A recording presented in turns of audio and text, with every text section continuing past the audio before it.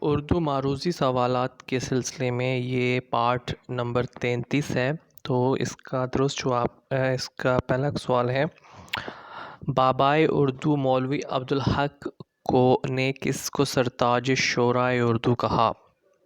اس کا جواب ہے میر تقی میر۔ شاعری میں سب سے پہلے زبان کے لیے اردو کا لفظ کس نے استعمال کیا؟ اس کا جواب ہے مراد شاہ لاہوری۔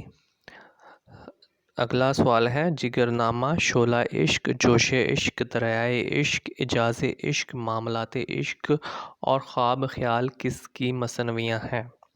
اس کا جواب ہے میر تقی میر۔ لسان الاثر کس کا خطاب ہے؟ اکبر الہ آبادی۔ مصور غم کس کی تصنیف ہے؟ علامہ راشد الخیری۔ مصور حقیقت کس کی تصنیف ہے؟ مصور حقیقت کس کی تصنیف ہے؟ اقبال کی۔ جدید غزل کا امام اور آبرو غزل کس کو کہتے ہیں؟ اس کا جواب ہے حضرت موہانی۔ نیکسٹ کوسچن ہے، علامہ اقبال کو حکیم الامت کا خطاب کس نے دیا؟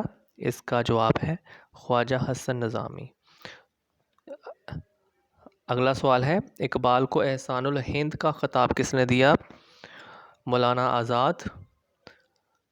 اس ویڈیو کا آخری سوال ہے، اقبال کی نماز جنازہ کس نے پڑھائی؟ اس کا جواب ہے مولانا غلام مرشد۔ اس ویڈیو میں اتنا ہی۔ مزید ویڈیوز دیکھنے اور سننے کے لیے اس چینل کو سبسکرائب کریں۔ Thank you.